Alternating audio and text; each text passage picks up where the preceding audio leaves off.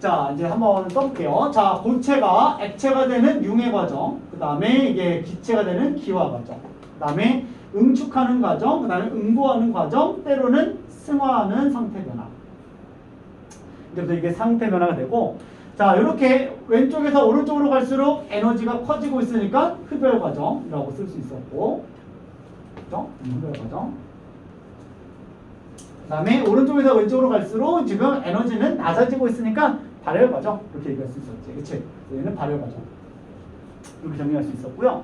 자, 요걸 가지고 이제 어떻게 얘기할 거냐면은 평형 이론으로 한번 접목을 해보자라는 소리야. 그치? 그래서 예를 들어 에너지 출입은 다 배웠고, 상태 변화와 이제부터 평형에 대한 내용을 얘기할 거고, 이 상태 변화의 평형을 우리는 상평형 이런 용어로 써주게 되는 거야. 상평형.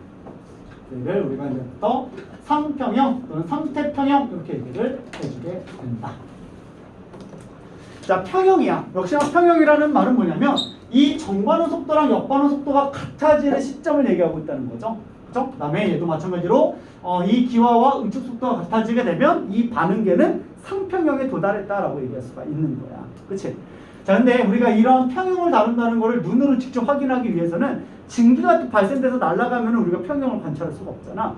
얘네들 갖다 놓기 위해서 이걸 정의할 때는 이제 우리가 다 닫힌 공간에서, 이 닫힌 계에서 우리는 상평형을 지금부터 풀어나가겠다라는 소리야. 그리고 물질들마다 당연히 기화하는 온도, 액화하는 온도가 다 다르기 때문에 물질들마다 상평형에 대한 조건은 다 다르다고 얘기할 수가 있겠지. 그치? 자, 그럼 그 조건이 도대체 뭔데라고 하면은, 자, 어쨌든 이 상태 변화가 일어나는 영향 요인은 두 가지가 있었단 말이야. 하나는 온도, 다른 하나는 압력이었다는 거지. 그래서 온도와 압력 조건을 바꿔가면서 그 물질들이 상태 평형을 이룰 수 있는 온도 압력 조건을 한번 실험을 통해서 찾아보자라는 의미예요. 어떤 느낌인지 알겠지? 자, 그래서 우리가 이 실험을 랩실에서 하는 거고, 랩실에서 우리가 다양한 물질들 가지고 실험을 각각 다 해봐야겠지만 우리가 공부할 때는 H2에 대한 내용만 한번 얘기를 해보자는 소리야. 그치? 자, 그래서 우리가 H2 물에 대해서 이 물질, 이러한 물질은 어떤 온도 압력 조건일 때 물질이 같이 공존할 수 있을까? 즉 정반응 속도랑 역반응 속도가 같아질 수 있을까? 그 온도 압력 조건을 찾아보자는 소리야. 알겠지? 자, 그래서 우리가 이제부터 이렇게 한번 찾아보려고 해요. 자, 그러면 상태를 우리가 어떻게 볼 거냐면 요 반응부터 한번 생각을 해보자. 그러면 얼음 덩어리가 물로 변하고 물이 다시 얼음으로 얼어붙는 실험도 한번 해볼 필요가 있겠지. 그치? 또는 이 수증기를 만드는 것도 봐야 되는 거니까 액체가 기체가 되는 조건, 또는 고체가 기체가 바로 되는 요 승화 조건. H2O도 어쩔 때 승화를 한다고 했었거든. 그치? 그래서 이 승화하는 조건은 어떤 조건일 때 가능한지 요거를 한번 우리가 이해해보자라는 소리야. 자, 그러면 물에 대해서 우리가 이렇게 좀 볼 건데, 자, 얘네들이 동적 평형을 이루고 있는 그때 온도를 우리는 뭐 어는 점 또는 녹는 점 이렇게 얘기했는데, 그 우리가 흔히 알고 있는 물의 어는 점이 0도라는 말은 외부압 조건이 일기압 조건일 때만 가능한 거고, 만약에 외부압이 바뀌어버리게 되면은 당연히 어느 정도 바뀐다고 얘기할 수가 있는 거야. 자, 끓는 점이 100도다. 이건 대기압이 일기압일 때. 그치? 그래서 우리가 압력이 좀 바뀌죠? 그래서 우리가 산 정상을 올라가게 되면 끓는 점은 낮아진단 말이야. 그치? 이런 것처럼 얘네들도 이제 다 일기압 조건에서만 우리가 0도, 100도 이렇게 얘기했지만 압력까지 다 바뀌었을 때, 그치? 모든 온도 압력 조건에서 상태 평형할 수 있는 그 조건을 실험을 통해서 찾아보자는 소리예요. 알겠죠? 자, 그러면 이 실험 조건을 어떻게 해야지만 이제 녹는 점을 잡아낼 수 있냐면, 자, 고체 얼음과 물만 있어야 돼. 즉 수증기는 꼽살이 끼면 안 되는 거야. 그치? 얘를 꼽살이 안 끼게끔 하려면 어떻게 해줘야 되냐면, 이렇게 어떤 주사기나 이런 실린더를 딱 가져온 다음에 여기다가 온도를 처음에 충분히 차갑게 해서 얼음만 갖다 놓는 거야. 그리고 나서 이제 여기 안에 어떠한 기체도 들어오지 못하고 얼음과 물만 있는 조건을 찾아 나가야 되는 거잖아. 그래서 얘를 피스톤을 이렇게 완전히 이 얼음에 접촉시켜 버리는 거야. 접촉시켜가지고 외부 압력을 일기압, 즉 대기압 조건에서 한번 실험을 한번 해보는 거지. 그랬더니 온도를 막 영하 20도, 30도 낮췄을 때는 이게 얼음밖에 존재하지 않는 거야. 다시 얘기해서 응고되는 속도만 너무 빨랐다라는 거지. 그래서 얘네들이 지금 액체가 되는 조건을 또 찾아보니까 너무 뜨거워서 막 10도 이렇게 올라가면 얼음이 안 남아. 그땐 융의 속도가 너무 빠른 거야. 실제로 실험을 해가지고 얘네들이 같이 공존할 수 있는, 즉 융해되는 속도랑 응고되는 속도가 같아지는 조건을 찾아보니까 1기압에서는 0도씨일 때 얘네들이 같이 공존할 수 있었다라는 거지. 그러면 대기압 조건에서는 0도씨가 얘네들의 어는 점이 되고 녹는 점이 된다라고 얘기할 수가 있는 거야. 그렇죠? 그리고 만약에 온도를 내가 영하 10도로 낮춰주게 되면 목적지가 0도이기 때문에 온도를 이렇게 올리는 방향으로 평형이동이 일어난다는 거지. 그러면 온도를 올리는 방향이 어딘 거야? 이게 응고열을 방출해야 된다라는 걸 알 수가 있겠지. 그래서 다 얼어버리는 반응이 일어나기 시작을 하는 거야. 그렇죠?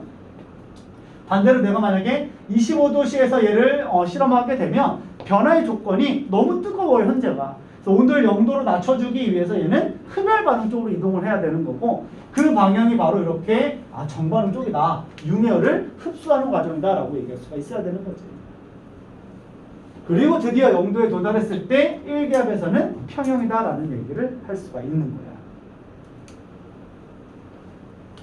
자, 근데 이제부터 뭐 할 거냐면 온도는 그대로 내가 0도씨를 맞춰놨는데, 자 0도씨에서 얘를 압력을 빼본 거야. 0.5기압으로 빼보자. 알겠지? 그러면 현재 고체와 액체가 같이 있었고 얘를 지금 압력을 0.5기압으로 쑥 낮추게 되면 이게 갑자기 어떻게 될 거냐면은 이게 압력이 풀리니까 이렇게 지금 기체가 팽창하는 걸로 보이거든. 그치?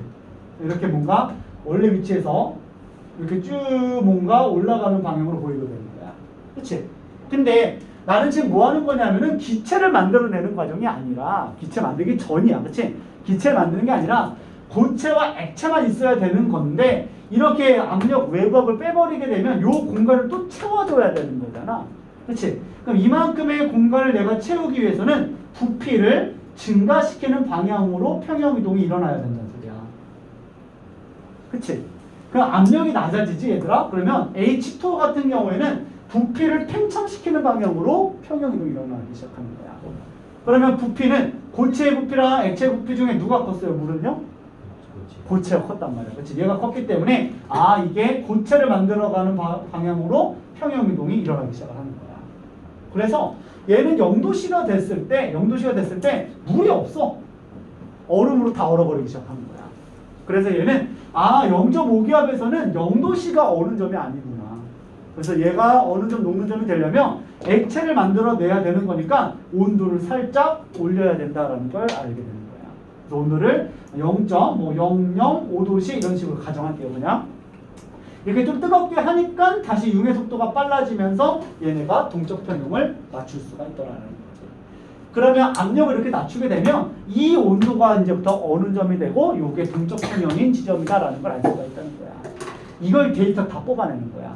다 뽑아내가지고 하나의 그래프로 쭉 표현을 했을 때 얘네들이 어떤 그래프가 나오게 되냐면, 자, 요 Y축을 지금부터 압력축을 쓸 거고, 그 다음에 X축을 우리가 온도축으로 썼을 때, 그때 이 데이터를 가지고 실험을 해봤더니 이런 식으로 음의 기울기를 갖는 어떤 그래프를 하나 나타낼 수가 있었던 거야. 그리고 이 음의 그래프를 나타내고 있는 이 기울기를 우리는 융해 곡선이다라고 얘기를 해줘요. 융해 곡선. 이렇게 얘기를 해주게 되는 거야. 융해 곡선. 그래서 의미하는 바는 뭐냐면, 요게 만약에 1기압이라고 했을 때, 자, 1기압에서는 지금 얘네가 같이 공존할 수 있는 그 온도가 0도씨였어. 이렇게 들어간다고요. 그쵸? 근데 만약에 얘가 지금 이렇게 0.5기압으로 떨어지게 되면 그때 쭉 얘네들의 온도를 조금은 올라가 줘야지. 그치? 좀 더 올라가서 0.005도씩 이렇게 올라가 줘야지만 얘네가 상태가 공존할 수 있다는 걸 알 수가 있다는 거지. 그치? 이런 식의 이제 실험한 게 융의 곡선이 됩니다. 괜찮죠? 자, 이렇게 이제 우리가 물에 대해서 이제 어느 점을 이렇게 찾는 거야. 그리고 이제부터는 기체를 발생하는 반응을 한번 보자는 거죠. 근데 중요한 건 뭐냐면 나는 H2에 대해서 얘기를 하고 있기 때문에 뭐 공기 이런 걸 얘기하는 게 아니야. 질소, 산소 이딴 게 아니라 수증기만 있어야 되는 거지. 그치? 반응계에 수증기만 있어지려면은 이렇게 이미 밀착된 상태에서 들어 올려야 되는 거야. 처음부터 공기를 집어넣으면서 넣을 수가 없다는 거지. 그치? 이렇게 맞춰놓은 상태에서 들어 올리게 되면 이 진공 구간에는 수증기밖에 발생이 안 된다는 거야. 그치? 그래서 이 상태에서 얘를 들어 올리고 묶어버릴 거야. 알겠죠? 자, 그래서 이렇게 가져올게요. 자, 이런 식으로 지금 실린더가 있었고, 그 다음에 얼음이 있었는데, 피스톤을 들어 올려서 얘를 꽉 묶어버리겠다라는 소리야. 묶어버릴 거야. 그랬더니, 자, 이제부터 한참을 두니까 이 진공 구간을 누가 채우냐면은 증기가 채우는데 그 증기는 H2O 증기다라는 걸 알 수가 있는 거지. 그치? 그래서 여기서부터 이제부터 수증기가 아주 소량이겠지? 아주 소량이지만 증기가 발생하고 있었고, 이제부터 이 승화되는 속도가 양방향이 같아지는 상태에 도달했다라고 얘기할 수가 있는 거야. 그리고 여기는 이 H2O의 승화점을 얘기하고 있다는 거죠. 영하 20도였다고 얘기를 해보는 거야. 자, 그러면 자 여기서는 이 반응계가 느끼는 압력이 외부 압력은 아닌 거야. 그치? 외부 압력이 1억 기압이든 1000기압이든 뭐 만기압이든 상관없이 이 반응계가 느끼는 압력은 요 수증기의 어떤 부분 압력이다라는 걸 알 수가 있는 거지. 그치? 그래서 이때 영하 20도씨에서 고체와 기체가 평형을 이루고 있는 반응계 압력은 수증기 압력만을 얘기하고 있다는 소리야. 그래서 이제부터 이 수증기의 압력이 여기서는 매우 낮다고 할게요. 0.0005기압 이렇게 얘기를 한번 해보자.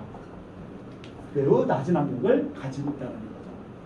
그러면 영하 20도의 수증기 압력이 이 정도의 압력을 가지고 있으면 얘네들은 승화 형태를 유지하고 있다는 소리예요. 그렇죠? 자, 그리고 나서 이제부터 온도를 좀 더 올릴게요. 쭉 올리다가 어디까지 올리게 되냐면 0.01도까지 한번 올려볼 거야. 자, 그래서 이 반응계에서 이제 또 온도를 0.01도까지 올렸다. 쭉 해서 0.01도 이렇게 올려놓고 나니까 갑자기 얼음이 녹기 시작을 하는 거야. 녹기 시작하더니 여기에는 지금 얼음이 있고 지금 액체가 조금씩 녹아 들어가고 있고 조금 뜨거워지니까 여기 있는 증기도 약간은 더 커졌다라고 얘기할 수가 있는 거야. 그리고 고체, 액체, 기체가 모두 공존하는 온도를 찾아내게 된 거야. 그리고 여기 있는 반응계의 압력도 외부 압력은 전혀 관계없고 수증기 압력을 따져봤더니 그 압력이 0.006기압이었다라는 걸 찾아내게 된 거야. 자, 그래서 요 시점은 고체, 액체, 기체가 모두 공존한다고 얘기해서 요 점을 혹시 뭐라고 하는지 아나요? 3중점 이렇게 얘기를 해주게 되는 거야. 그래서 얘를 3중점 이렇게 얘기를 해주고 있고 얘를 이제 우리는 트리트 포인트 라지 T로 이제부터 표현을 해주게 된다. 자, 그리고 H2의 3중점의 온도 압력을 좀 외워줄게요. 알겠죠? 0.01도에 0.006기압이다 라는 거 좀 기억을 해주시고, 자, 그리고 온도를 좀 더 올려보는 거야. 쭉 올려가지고 이번에는 온도를 상온으로 올려볼게요. 그래서 얘를 25도까지 올렸다. 20도로 올렸다고 합시다. 20도로 올리게 되면 자, 이제부터 너무 뜨거워져서 얼음은 없는 거야. 그래서 여기는 액체만 존재하고 있고 대신에 온도가 좀 증가해가지고 증가 속도는 좀 많아졌거든요. 그래가지고 여기 안에 증기는 좀 더 커졌다라고 얘기할 수가 있겠지. 그리고 한참을 두니까 액체와 기체가 이렇게 동적 평형을 이루고 있다는 거야. 자, 그때 지금 이제 압력을 측정해 보게 되면 역시나 수증기 압력이죠. 외부압은 전혀 관련 없고요. 수증기 압력이 대략 한 0.2기압을 나타내고 있다는 거죠. 그러면 한 20도씨에서 한 0.2기압의 수증기 압력이 걸리면 얘는 기화하는 속도랑 응축하는 속도가 같아진다라는 걸 의미하고 있는 거야. 자, 그래서 우리가 이 3중점을 분기점으로 이 3중점보다 뜨거운 공간에 대해서 우리가 그래프를 그리면 얘를 기화곡선 이렇게 얘기를 해주고요. 3중점을 중심으로 요 낮은 온도에서는 우리가 승화곡선이다라고 얘기를 해주게 되는 거야. 그 그래프를 여기에 하나로 표현할 수 있다라는 거죠. 그치? 그러면 이 3중점이 지금 0.006기압이었고 이거보다 뜨거우면 기화곡선으로 뻗어나가게 되는 거고, 그 다음에 이거보다 차가우면 우리가 이렇게 승화곡선으로 표현할 수가 있다라는 거예요. 그래서 요 교점을 이제 우리는 3중점 라지 T다라고 얘기할 수가 있겠지. 자, 그래서 요 그래프를 이제 다음 시간에 좀 더 자세하게 얘기할 건데 이 그래프를 우리는 뭐라 그래요? 얘를 물의 상평형 곡선이다라고 얘기를 해주게 되는 거야. 물의 상평형 곡선이다.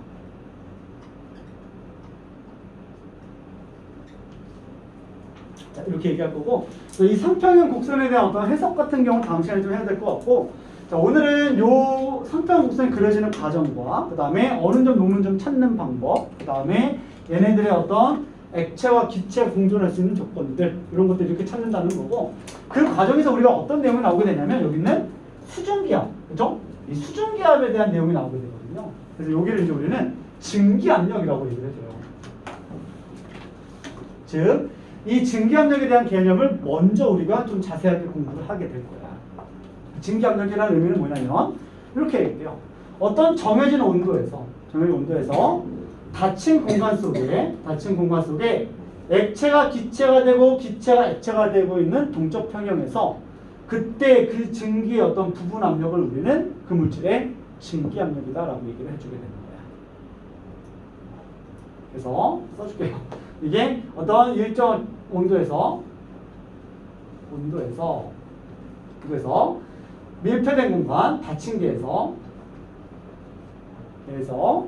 액체가 기체가 되고 기체가 액체가 되고 또는 고체가 기체가 되고 기체가 고체가 되고, 그렇죠? 이렇게 지금 우리가 기체와 동적 평형에 도달했을 때, 그죠? 이랬을 때 그때 요 기체만의 분압이요, 그죠? 그 물질의 증기 압력, 부분 압력을 우리는 증기 압력 이렇게 얘기합니다. 증기 압력. 이 증기 압력의 의미부터 우리가 다음 시간에 쭉 풀어 나갈 거고, 그리고 나서 끓음에 대한 내용으로 넘어가고 상평곡선 마지막으로 해석하고 마무리하는 거고요. 네, 여기까지 할게요.